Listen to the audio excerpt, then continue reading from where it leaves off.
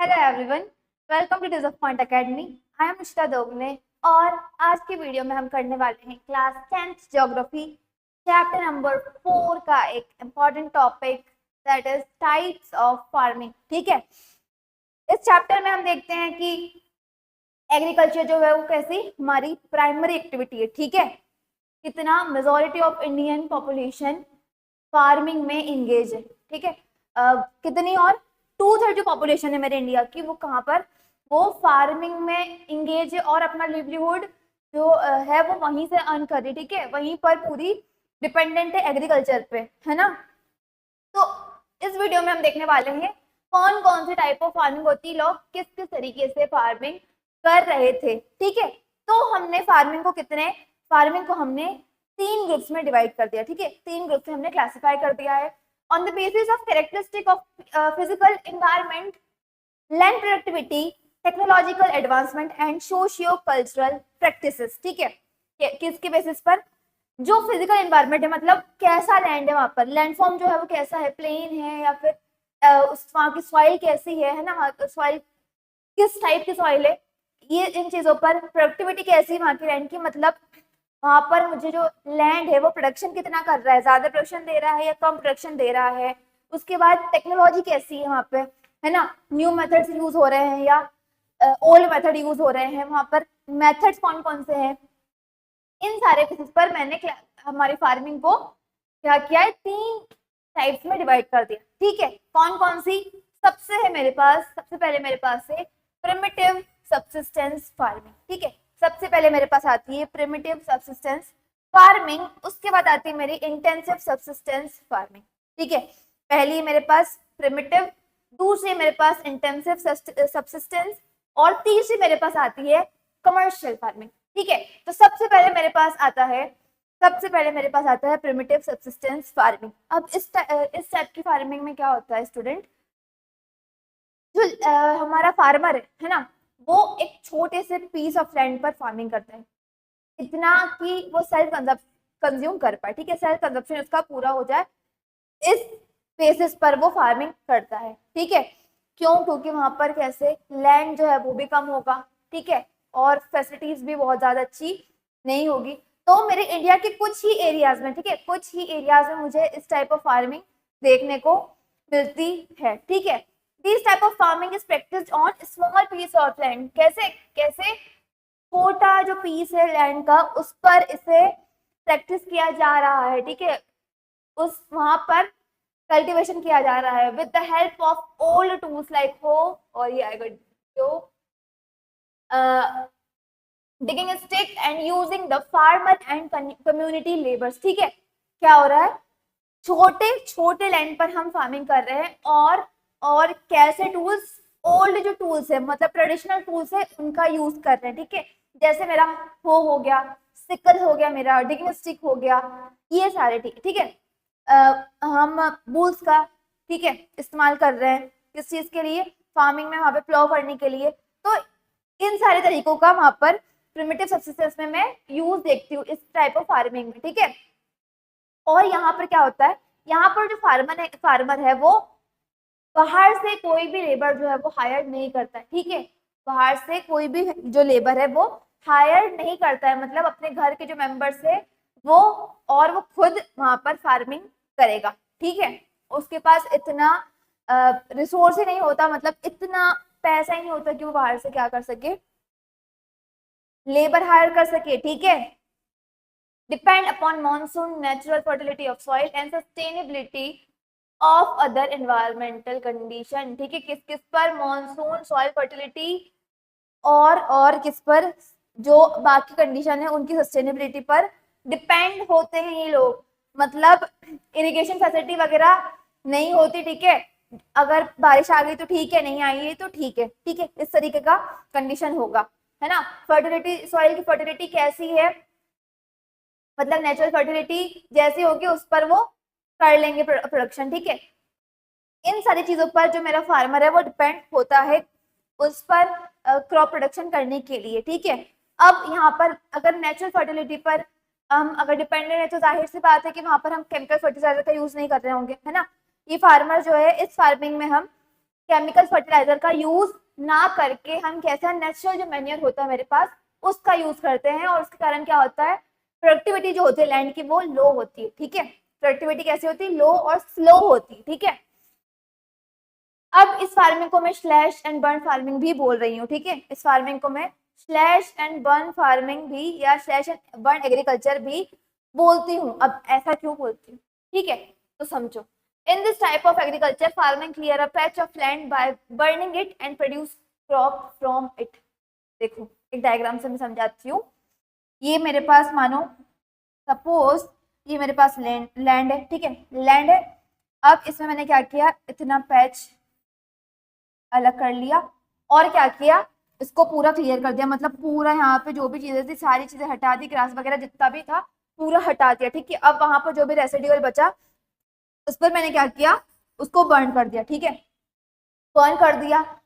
अब क्या होगा, अब क्या होगा, ये जो हस्क जो भी मेरे पास बची हुई जो रेसिडुअल होगा वो जलकर कैसे ऐश में कन्वर्ट हो जाएगा। ठीक है, अब उस ऐश में भी कुछ न्यूट्रिएंट्स होते हैं। ठीक है, तो अब वो फार्मर है जो वो ये क्लियर लैंड पर क्या कर रहा होगा, इस क्लियर लैंड पर जो मेरा फार्मर है वो यहाँ पर फार्मिंग करेगा। ठीक है, क्या करेगा, यहाँ पर वो अब फार्मिंग करेगा। ठीक है, अब क्या हुआ, अब यहाँ पर फार्मिंग की, यहाँ पे क्रॉप प्रोड्यूस किया। When the soil fertility decreases farmer shift clear a new patch of land for cultivation. This allows the nature to restore the fertility of soil. ठीक है, क्या होगा, अब थोड़े टाइम तक इसने यहाँ पर की, ठीक है, यहाँ पर प्रोडक्शन किया।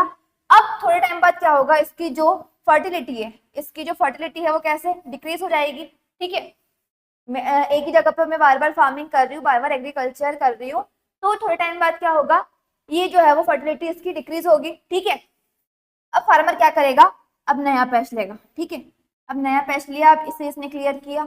ठीक है, क्लियर किया। अब यहाँ पर क्या किया, यहाँ पर ये फार्मिंग करने लग गया। तब तक क्या होगा, ये जो लैंड था मेरे पास, तब तक ये जो लैंड था इसकी जो फर्टिलिटी है वो वापस से फिर क्या होगी, रिस्टोर हो जाएगी। इस पैच ऑफ लैंड को फर्टिलिटी जो उसकी थी उसे रिस्टोर होने के लिए टाइम मिल जाएगा, है ना। तो इस तरीके से ये साइकिल चलती रहती है कि एक पेज क्लियर हुआ फिर दूसरे पे किया, फिर दूसरा क्लियर हुआ फिर तीसरे पे किया, इस तरीके से ये साइकिल चलती रहती है। ठीक है, और किस तरीके से हम सेल्फ कंजप्शन के लिए यहाँ पे ये जो फार्मिंग है उसका यूज करते हैं। यहाँ पर जो फार्मर है वो सेल नहीं करता अपने क्रॉप को। ठीक है, और बहुत ही स्मॉल पीस ऑफ लैंड पर करता है। ठीक है, अब इस फार्मिंग को ऐसा नहीं है कि हमारे इंडिया में ये फार्मिंग हो रही है। ठीक है, इंडिया के अलावा भी बाहर के देशों में भी ये इस टाइप ऑफ फार्मिंग, ऐसे फार्मिंग होती है, तो हमारे इंडिया में इसे अलग अलग नाम से बुलाते हैं सब। ठीक है, इस फार्मिंग को स्लैश एंड बर्न फार्मिंग को अलग अलग नाम से बोलते हैं। जैसे नॉर्थ ईस्टर्न स्टेट में असम हो गया, मेघालय हो गया, मिजोरम, नागालैंड, तो इसमें क्या होता है, यहाँ पर ये लोग स्लैश एंड बर्न फार्मिंग को क्या बोल रहे हैं, जुमिंग बोल रहे हैं। क्या बोल रहे हैं, जुमिंग बोल रहे हैं। ठीक है, जमिंग। मणिपुर में मैं देखती हूँ तो ये मुझे ये बोलते हैं पमलाऊ। ठीक है, क्या बोलते हैं, पमलाऊ। मैं प्रोनाउंसिएशन हो सकता है मेरा थोड़ा मिसप्रोनाउंस कर लूं, लेकिन जहां तक कि वो पमलाऊ होगा। ठीक है, दीपा। ठीक है, छत्तीसगढ़ जो है बस्तर में और अंडमान निकोबार जो आइलैंड है वहां पर इसे क्या, दीपा बोलते हैं। मध्य प्रदेश में अगर मैं देखूं तो यहाँ पर बोलेंगे दाइया या फिर बेवार। ठीक है, आंध्र प्रदेश में आंध्र प्रदेश की अगर मैं बात करूं तो यहाँ पर इसे पोड़ू या फिर पेंडा। ठीक है, ये बोल रहे होंगे पोड़ू पेंडा।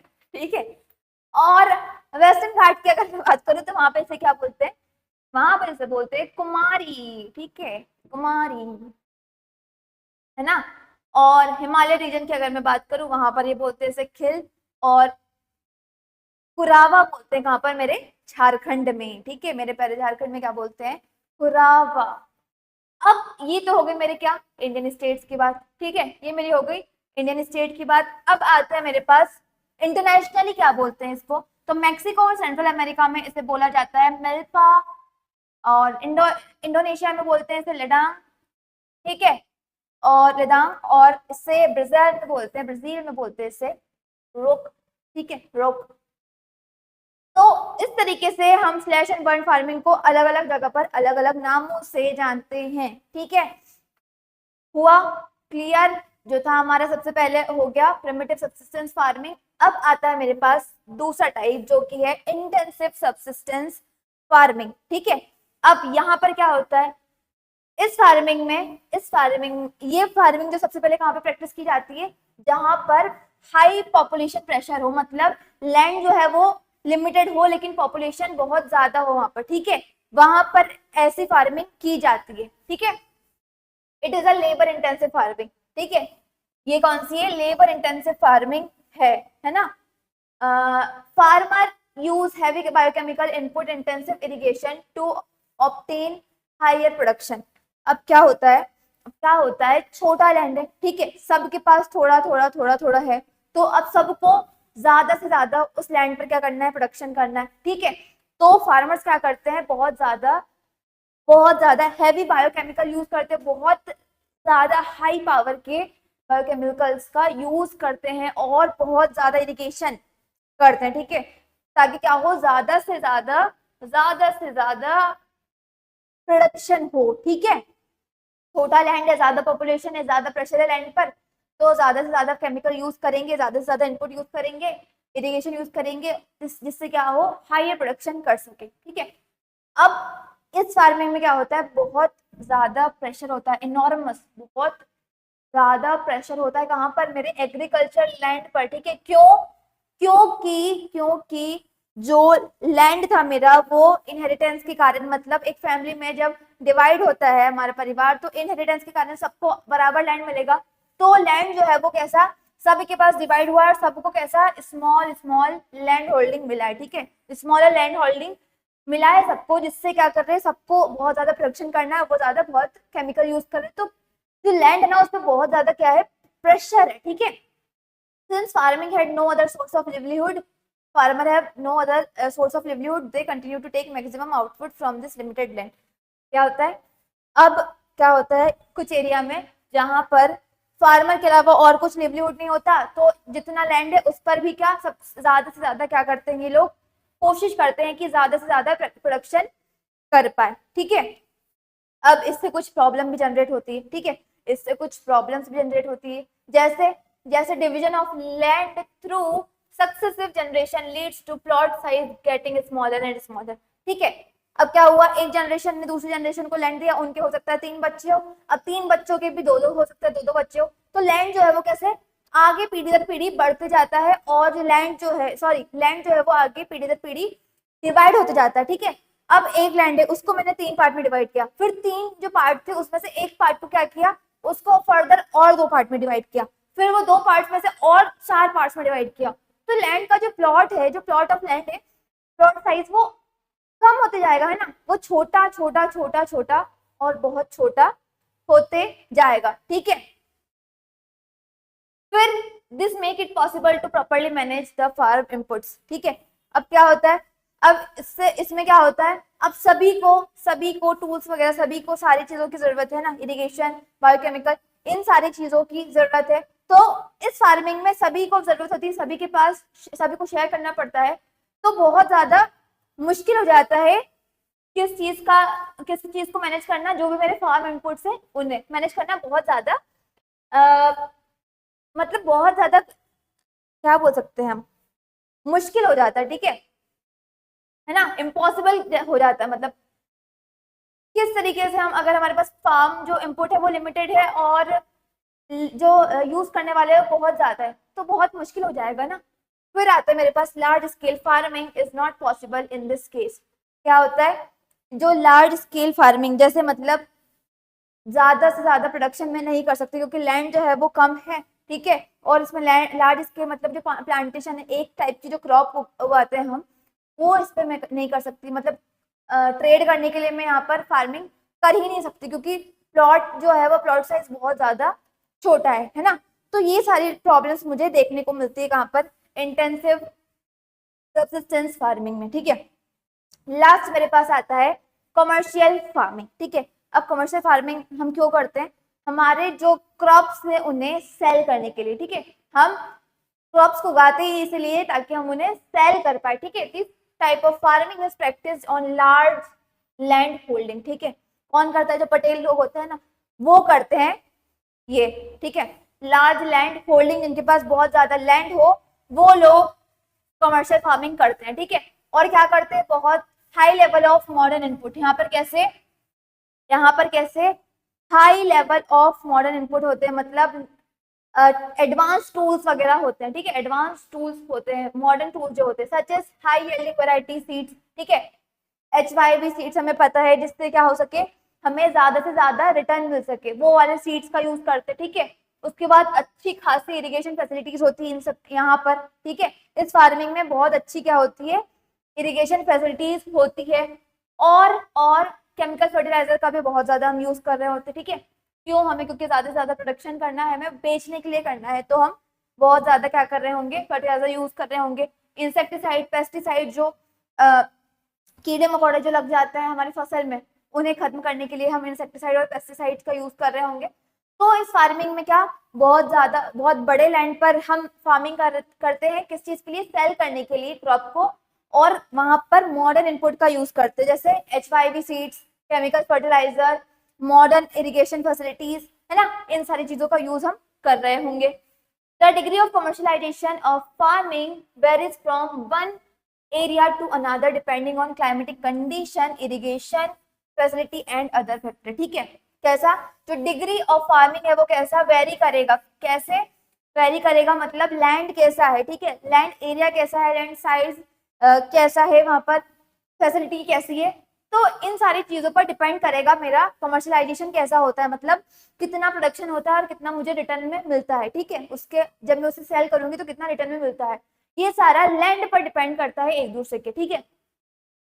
और क्लाइमेटिक, जो मैं अभी बताया, क्लाइमेटिक कंडीशन वहां की कैसी है, इरिगेशन फैसिलिटी कैसी, ये सारी चीजों पर मेरा कमर्शियलाइजेशन जो है वो उसकी डिग्री डिपेंड करती है, ठीक है। जैसे कि राइस जो है, ठीक है। अब राइस जो है वो हरियाणा की कमर्शियल क्रॉप है, क्यों, वहां पे अच्छी खासी फैसिलिटी है इसीलिए, है ना। तो हरियाणा की जो राइस है वो कमर्शियल फैसिलिटी है। लेकिन वहीं पर अगर मैं बात करूं उड़ीसा की, ठीक है, तो वहां पर कैसी है, सब्सिस्टेंस है, मतलब वहां पर सेल्फ कंजप्शन के लिए यूज किया जा रहा है जो हमारा राइस है उसे, ठीक है। क्रॉप जो है वो राइस क्रॉप जो है उसे वो इसलिए उगा रहे हैं ताकि वो सेल्फ कंजप्शन कर सके, क्यों, क्योंकि वहां पर ऐसे क्लाइमेटिक कंडीशन है ही नहीं कि मैं कमर्शियलाइजेशन के लिए मेरे क्रॉप्स को जो ग्रो कर सकूं, ठीक है। अब इसका एक टाइप आता है मेरे पास, फार्मिंग, ठीक है, plantation is also a type of commercial farming. जो मेरा प्लांटेशन है वो भी क्या, एक कमर्शियल फार्मिंग का एक टाइप है, ठीक है। In this type of farming a single crop is grown on a large area. क्या होता है प्लांटेशन में, हम क्या करते हैं, एक जैसे पौधे हम एक सिंगल लैंड पर लगाते हैं, ठीक है। एक सिंगल क्रॉप को जो है वो हम बहुत बड़े एरिया पे लगाते हैं, किस चीज के लिए, कमर्शियलाइजेशन के लिए, ठीक है। Plant cover large tract of land using capital intensive input with the help of migrant labour. क्या होता है, जो प्लांटेशन में हम क्या करते हैं, बहुत बड़े लैंड पर फार्मिंग करते हैं, ठीक है, बहुत बड़े लैंड पर कमर्शियल फार्मिंग करते हैं। और कैपिटल इंटेंसिव इनपुट, मतलब जो मॉडर्न बहुत ज्यादा एडवांस इनपुट्स होंगे, है ना, ठीक है, जिसमें हम फिक्स कैपिटल लगा रहे होंगे, तो अच्छी खासी मशीनरी वगैरह इन सब का यूज कर रहे होंगे। और कैसे माइग्रेंट लेबर्स होंगे, मतलब बाहर से इनके लिए हम लेबर्स लेकर आएंगे, ठीक है, बाहर से इसके लिए हम लेबर्स ला रहे होंगे इस टाइप ऑफ फार्मिंग में, ठीक है, प्लांटेशन में। All the producers is used as raw material in respective industries. क्या होता है, यहाँ पर हम जो प्रोडक्शन करते हैं, ठीक है, यहाँ पर हम जो प्रोडक्शन करते हैं वो बाकी दूसरी इंडस्ट्रीज के लिए क्या, एक रॉ मटेरियल होता है, इसलिए हम यहाँ पर फार्मिंग कर रहे होते हैं ताकि हम दूसरी इंडस्ट्रीज को क्या कर सके, रॉ मटेरियल प्रोवाइड कर सके, ठीक है। प्लांटेशन में क्या होता है, दूसरी इंडस्ट्रीज के लिए जो ये क्रॉप उगा रहे होंगे ये रॉ मटेरियल होगा, ठीक है। मतलब हम जो भी प्रोड्यूस करेंगे वो दूसरी इंडस्ट्रीज को दे देंगे एज अ रॉ मटेरियल, ठीक है। In India tea, coffee, rubber, sugarcane, banana etcetera are important plantation crop.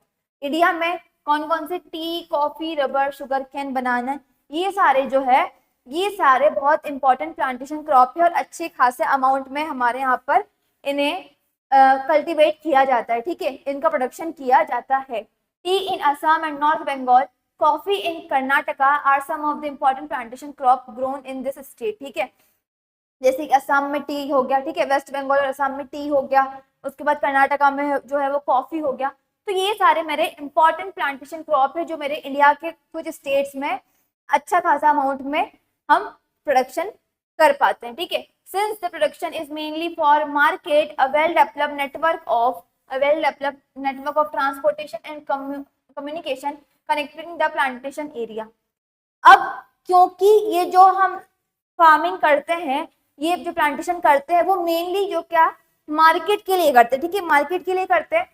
तो एक अच्छा खासा ट्रांसपोर्ट और कम्युनिकेशन जो सिस्टम होता है वो इनको क्या कनेक्ट करके रखता है, इनके बीच में अच्छा खासा वेल डेवलप्ड नेटवर्क होता है किस चीज का, प्लांटेशन और कम्युनिकेशन का, ठीक है। Processing industries and market plays an important role in the development of plantation, ठीक है क्या। अब क्योंकि जो मेरा प्लांटेशन है वो मेनली मार्केट के लिए है, ठीक है, मार्केट के लिए मैं कर रही हूँ, तो यहाँ पर क्या अच्छा खासा नेटवर्क इसके साथ ट्रांसपोर्टेशन और कम्युनिकेशन का प्रोसेस प्लांटेशन एरियाज के साथ। उसके बाद मेरे हो गए प्रोसेसिंग इंडस्ट्रीज, जो भी इंडस्ट्रीज जो इन्हें आगे प्रोसेस करेगी, जो मार्केट है उन सब का एक बहुत ही इंपॉर्टेंट रोल होता है, बहुत ही महत्वपूर्ण भूमिका निभा रहे होते हैं ये सारी चीजें, ठीक है। यही मेरा था टाइप्स ऑफ फार्मिंग, जिसमें मैंने देखा प्रिमिटिव सब्सिस्टेंस, इंसेंटिव सब्सिस्टेंस और इंटेंसिव सब्सिस्टेंस, और इंटेंसिव है ना, मैं गलत कर गई, इंटेंसिव सब्सिस्टेंस और कमर्शियल फार्मिंग, ठीक है, यही था मेरा। Thank you.